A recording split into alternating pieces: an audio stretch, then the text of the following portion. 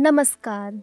आप सुन रहे हैं विजय मलिक अटेला की पुस्तक समाज एक नज़र में, मेरे यानी नेहा के साथ। सुनिए सिर्फ बुक ऑडियो पर। दो रूहों की जात। यह कहानी बहुत ही ज़्यादा नई नहीं है और बहुत ही ज़्यादा पुरानी भी नहीं है। आज से नहीं, जब से मानव जाति का इतिहास में इतिहासकार ने जो लिखा है, तब से आज तक हमने अपने बुजुर्ग से, नानी से या दादी से ये कहानी सुनते आ रहे हैं। कहीं ना कहीं पर हमने सुना और पढ़ा भी होगा। और हमें बचपन में कहानी में हर गांव, हर शहर, हर गली मोहल्ले में, स्कूल और कॉलेज, यहाँ तक कि अपनी जिंदगी में हमेशा हर किसी ने कभी ना कभी हर एक की ख्वाहिश थी और रही होगी, चाहते हुए भी और ना चाहते हुए भी। एक बार सबके जीवन में घटित होना ही होता है। चलो बस आप सभी को और तंग नहीं करता हूँ, चलो बताता हूँ। प्यार, इश्क और वो क्या कहते हैं अंग्रेजी में, क्या कहते हैं, लव, है ना। चलो अब आप सभी को पता चल ही गया है। हमारी आज की कहानी का विषय प्यार पर है, जिसका नाम है दो रूहों की जात। प्यार को सिर्फ और सिर्फ महसूस किया जा सकता है। वैसे उसको कभी ना तो शब्द समझकर बताया जा सकता है, ना ही लिखकर बताया जा सकता है। वैसे आजकल तो बच्चे और युवा और युवतियां और यहाँ तक कि ना जाने कितने उम्र में प्यार का नाम देकर अपने मतलब को पूरा कर बैठते हैं। खैर छोड़ो, बस यही दुआ करता हूँ, जिसको भी करो सच्चे दिल से करो, बिना शर्त और बिना स्वार्थ करना चाहिए। और एक बार वही दोहराता हूँ, कोई भी कहानी बिना प्रश्नवाचक चिन्ह के कैसे पूरी हो गई। चलो खुद देखो और समझोगे, अपने विवेक से निर्णय लें और उत्तर जरूर देना। कृपया करके ये अनुरोध है। यह कहानी एक गांव में रहने वाले दो परिवारों की है, जिसमें एक परिवार रघुवीर देसाई का था, जो निम्न वर्ग से ताल्लुक रखते थे और मजदूरी करके कमाता और खाता था।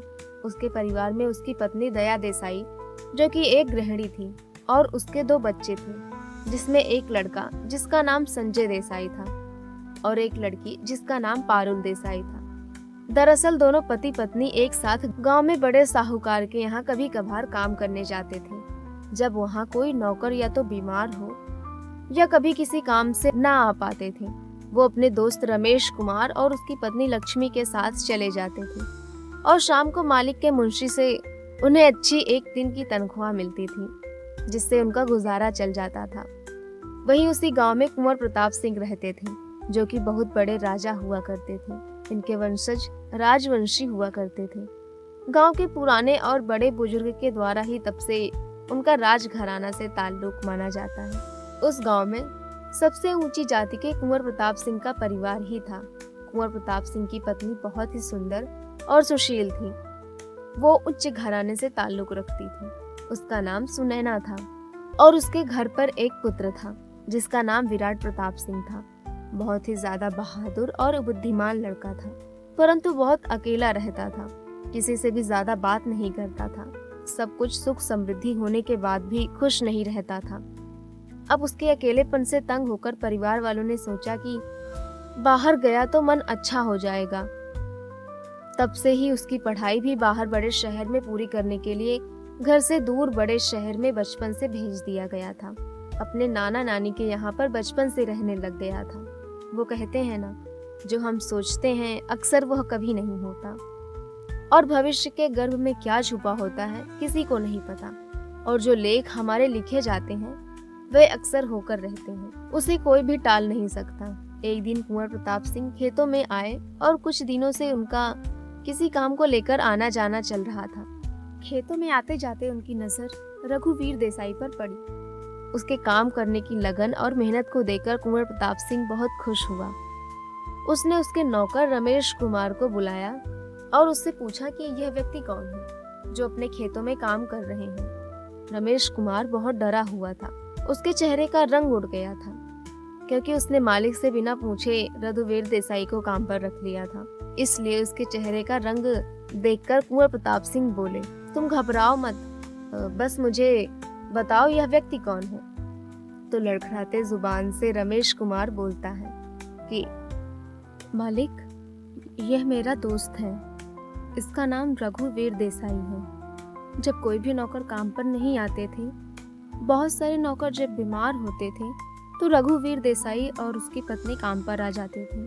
शाम को मालिक जब काम पूरा हो जाता था तो मुंशी जी उनको दिहाड़ी दे देते थे, जिससे उनका परिवार का गुजारा चलता था। रघुवीर देसाई की तरफ इशारा करते हुए कुंवर प्रताप सिंह ने उसे बुलाने का आदेश दिया। रमेश कुमार रघुवीर देसाई को बुलाकर लाता है। कुंवर प्रताप सिंह के सामने रघुवीर देसाई हाथ जोड़कर खड़ा हो जाता है और फिर बोलता है, हाजी मालिक, क्या हुआ? क्या मुझसे कोई गलती हो गई है तो मुझे क्षमा करना। रघुवीर देसाई बहुत डरा हुआ था, लेकिन कुंवर प्रताप सिंह हंसकर कहता है, घबराओ मत, मैं कुछ दिनों से खेत में आ रहा था। मैं देख रहा था तुम्हारे काम को। मैं तुम्हारे काम से बहुत खुश हूँ। जब मेरा कोई भी नौकर नहीं आ रहा तब भी तुम काम कर रहे हो। तुम्हारी मेहनत और काम के प्रति लगन को देखकर मैं बहुत खुश हूँ। और तुम आज से मेरे पास काम करोगे, यहीं पर काम करोगे।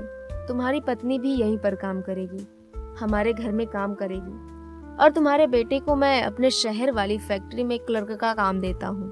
और तुम्हारी बेटी के पढ़ाई का खर्च भी मैं उठाऊंगा। उसको बड़े शहर तुम पढ़ने के लिए भेजो, डरो मत। रमेश कुमार ने मुझे बताया तुम्हारी बेटी बहुत होशियार है और वो आगे क्यों नहीं पढ़ना चाहती है। तुम उसको शहर भेजो, उसका सारा खर्च मैं उठाता हूँ और तुम्हें अपने खेतों में और अपने टैंकरों को चलाने के लिए रखता हूँ। और तुम्हें अच्छी तनख्वाह मिलेगी। जो तुम बाहर काम करके कमा लेते हो उससे कहीं अधिक तनख्वाह मिलेगी। रमेश कुमार, तुमने इतने अच्छे कर्मचारी, ईमानदारी और मेहनती जो कर्मचारी मुझे दिए हैं उसके लिए तुम्हारी तनख्वाह डबल करता हूँ। और तुम्हें मेरी कार पर मेरे साथ रहना होगा। अब काम पर लग जाना, जमकर मेहनत से काम करना, ठीक है?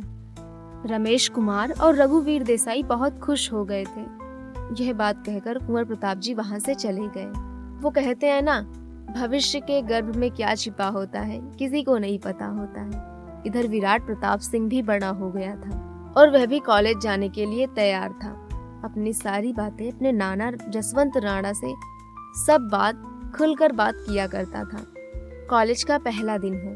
कुंवर प्रताप राणा का बेटा और इधर से रघुवीर देसाई की बेटी पारुल देसाई आ रही थी। दोनों में आपस में टक्कर होती है और विराट प्रताप की तरफ उंगली करके बोलती है, आइंदा मुझसे कभी मत टकराना और अपनी आंखें खोल कर चलो। उसके बीच बहुत बड़ी भिड़ंत होती है। पहली मुलाकात में उसके बीच में लड़ाई शुरू हो जाती है। यही विराट प्रताप सिंह गुस्से में कहता है, मैं तेरे जैसी लड़की को कभी मुंह नहीं लगाता। ये बात कहकर वहां से चला जाता है और घर पर आकर गुस्से में घर पर जाकर सामान को तहस नहस करता है। उसके नाना जी समझ जाते हैं। क्यों लड़के, क्या हुआ भाई? पहले मुलाकात में लड़की से लड़ाई हो गई? यह बात कहकर हंसने लगते हैं। नहीं नाना जी, ऐसी घमंडी लड़की मैंने कभी नहीं देखी। इस लड़की से प्यार? कभी नहीं, ऐसे ही टक्कर हो गई। पहले दिन कॉलेज में बहुत बुरा दिन था। इस घमंडी लड़की से प्यार? कभी नहीं नाना जी। यह बात कहकर विराट प्रताप सिंह वहां से निकल जाता है, लेकिन उनकी तकरार कम होने का नाम नहीं लेती। कभी क्लास में, कभी कॉलेज की प्रतिस्पर्धा में जो एक दूसरे से भिड़ंत होती रहती थी और वह एक दूसरे को हराने के लिए बस लगे रहते थे। किस्मत भी उन्हें बार बार मिलाती रहती थी। लेकिन एक दिन कुछ ऐसा हुआ कि उनकी जिंदगी में सब कुछ बदल गया। अचानक एक दिन ऐसा हुआ कि पारुल देसाई कॉलेज जाने के लिए बस स्टैंड से एक दिन बस में आ रही थी।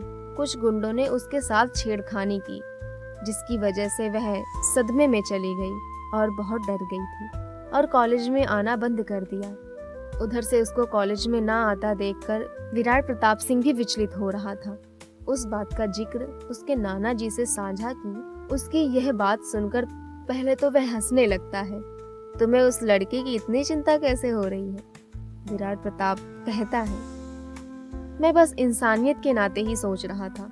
लेकिन उसके नाना जी यह बात सोच रहे थे कि वह क्यों नहीं आ रही। फिर नाना जी कहते हैं, पता करो उसके साथ ऐसा क्या हुआ है, क्यों कॉलेज नहीं आ रही। अगले ही दिन विराट प्रताप सिंह उसको ढूंढने के लिए निकल जाता है और उसके दोस्तों से पता चलता है कि उसके साथ कुछ गलत हुआ था। कुछ गुंडे ने इसके साथ छेड़खानी की थी। ऐसी घटना हुई है तो विराट प्रताप सिंह पहले तो उसके रूम पर जाता है फिर पारुल देसाई को समझाकर अपने साथ लेकर आता है। वहां से आराम से अपनी कार में बैठा कर ले आता है। उसको अपने साथ में उस जगह ले आए जहां पर सभी गुंडों के ठिकाने थे और उसकी जानकारी पुलिस को देता है और पुलिस के सहयोग से गुंडों को पकड़कर पुलिस वालों के आगे ही प्रताप सिंह उसकी कुटाई करता है। उनको पीट पीट कर कहता है, माफी मांगो। फिर सभी गुंडे पारुल देसाई के पैर पकड़कर पारुल देसाई से माफी मांगते हैं और आइंदा ऐसा नहीं करेगा, हमें माफ करो कहकर बार बार माफी मांगते हैं। विराट प्रताप सिंह, कभी ये गलती किसी के साथ की तो देख लेना, यह कहकर सभी गुंडों को धमकी भी देता है। अब यह देखकर पारुल देसाई भी भावुक हो जाती है और विराट प्रताप सिंह से माफी मांगती है। विराट प्रताप सिंह उसको माफ कर देता है और उसकी दोस्ती की शुरुआत हो जाती है। अब धीरे धीरे उनके विचार मिलने लगते हैं और वो एक दूसरे से बातें शुरू कर देता है। एक दूसरे के साथ समय बिताना, साथ में पढ़ने लगे, वह दोनों साथ साथ रहने लग गए। अब यह दोस्ती कुछ ज्यादा समय नहीं लगता और यह प्यार में बदल जाती है। अब उनका प्यार गहरा हो जाता है और भविष्य के बारे में सोचने लगते हैं। शादी करना और बच्चे, ऐसे बहुत सारे खूबसूरत सपने देखते हैं। अब तो उनका कॉलेज जाना ही बंद सा हो जाता है और बाहर ही घूमना फिरना अब ज्यादा हो जाता है। एक दिन वो सभी अपने दोस्तों के साथ घूमने चलते जिससे एक दूसरे को और समय दे सके, लेकिन अब उनकी किस्मत पूरी तरह से बदलने वाली थी। एक दिन कुंवर प्रताप सिंह सोचता है कि वह अपने बेटे को सरप्राइज देगा और वह वहां पर उससे मिलने के लिए बिना बताए जाएगा, लेकिन यह क्या पता था उसका यह सरप्राइज उसके लिए बहुत ही बड़ा सरप्राइज बन जाएगा। इत्तेफाक से वह पारुल देसाई के भाई को भी साथ लेकर जाता है और 2-4 व्यक्तियों को साथ में वह हमेशा रखता था। वह सब मिलकर उसके कॉलेज पहुंचते हैं, परंतु कॉलेज में उसको विराट प्रताप सिंह नहीं मिलता और यह सब पता चलता है कि विराट प्रताप यहाँ बहुत कम ही आते हैं और पिछले 2 महीने से वह यहाँ नहीं आ रहे हैं। और यह बात सुनकर कुंवर प्रताप बहुत गुस्से में हो जाता है और उसके नाना के यहाँ जाता है। उसके नाना जी से कहता है, तुम्हारे लाड प्यार ने विराट प्रताप सिंह को बिगाड़ दिया है। आपको पता है वो 2 महीने से कॉलेज में नहीं जा रहा है। वो कहता है, मुझे पता है वो कहाँ पर है और उसके दोस्त मुझे से पूछ कर गए थे। तब कुंवर प्रताप सिंह को पता चलता है कि वह सब पिकनिक पर गए हैं अपने दोस्तों के साथ घूमने फिरने के लिए। कुंवर प्रताप सिंह उन सबको पास बुलाकर बोलता है और वह पारुल देसाई के भाई को और उन 4 व्यक्तियों को विराट को बुलाने के लिए भेजता है। लेकिन वहाँ पर जो सब कुछ होता है वो देखकर वह सब हक्के बक्के रह जाते हैं। पारुल देसाई के भाई को बहुत गुस्सा आता है, वह बहुत आग बबूला होता है, लेकिन वह अपने गुस्से को रोकता है और सोच समझकर फैसला लेता है। वह उन 4 गुंडों को कहता है कि तुम सब सर विराट प्रताप सिंह को ले जाओ, मैं बाद में आता हूँ, मेरी तबीयत बहुत खराब हो गई है। अब पारुल देसाई के सामने जाता है और जाते ही उसको 2-4 थप्पड़ मुंह पर जड़ देता है। पारुल देसाई के कुछ बोलने से पहले कहता है कि तुमने सब कुछ बर्बाद कर दिया। तुम जानती हो यह कौन है? यह कुंवर प्रताप सिंह का लड़का है। अब वो हमें कहीं का नहीं छोड़ेगा, वह हम सबको मार डालेगा।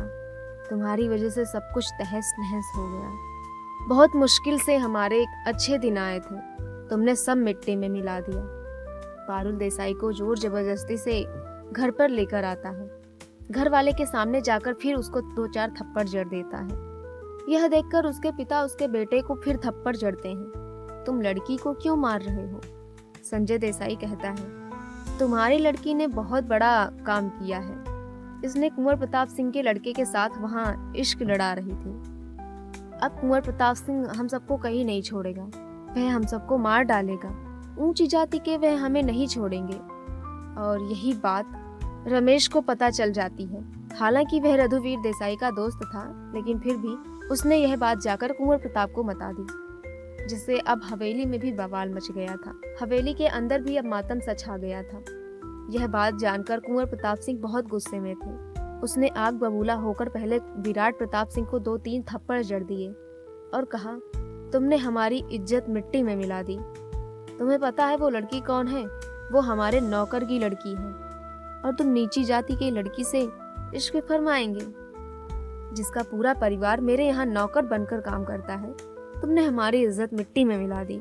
विराट प्रताप कहते हैं कि मैं पारुल देसाई से बहुत ही प्यार करता हूँ, मैं उसी से शादी करूँगा। उसकी यह बात सुनकर कुंवर प्रताप सिंह उसको 2 और थप्पड़ मारता है। वह कहता है कि अगले हफ्ते तुम्हारी शादी है, इसको कमरे में बंद कर दो और देसाई परिवार को धमकी दे दो आगे से अपनी हद में रहें और काम पर आने की कोई ज़रूरत नहीं है। अगर उन्होंने अपनी लड़की को काबू में नहीं रखा तो सबके सबको मौत के घाट उतार दूंगा। उनके घर पर तोड़ फोड़ करके उन सब ने यह धमकी दे दी। ज्यों-ज्यों कुंवर प्रताप सिंह ने हुक्म दिया था, अब उनके परिवार में बहुत डर का माहौल बन गया था। इधर शादी के कुछ ही दिन बचे थे। विराट प्रताप सिंह घर से भागने की योजना बनाई। उसने अपने एक दोस्त से कहकर पारुल को संदेश भेजा। उस संदेश में उसने भेजा कि वह कैसे कैसे कहां पर किस प्रकार भागेंगे। पारुल देसाई इसकी योजना सुनकर भागने के लिए तैयार हो जाती है।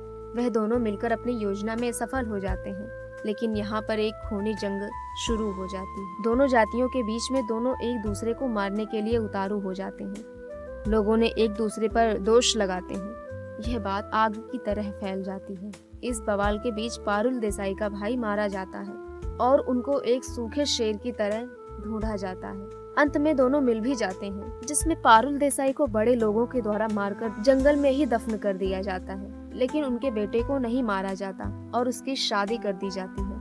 और अंत में जब देसाई परिवार पूरे गांव को पता चलता है, वह भी एक योजना बनाकर पूरे कुंवर प्रताप सिंह के परिवार को जलाकर मारने की योजना तैयार करते हैं। उसके परिवार को मार देते हैं और यह हिंसा बहुत ज्यादा बढ़ जाती है, जिसको फिर बाद में स्थानीय सरकार और पुलिस प्रशासन को उसके बीच में आना पड़ता है। यहाँ अखबारों में छपा बहुत सुर्खियां बटोर लेता है और यह बहुत जोर शोर से इस मुद्दा को बहुत ही ज्यादा उठाया जाता है। आज भी ये कहानी, वो डरावनी तस्वीरें लोगों के दिमाग से निकल नहीं पाई।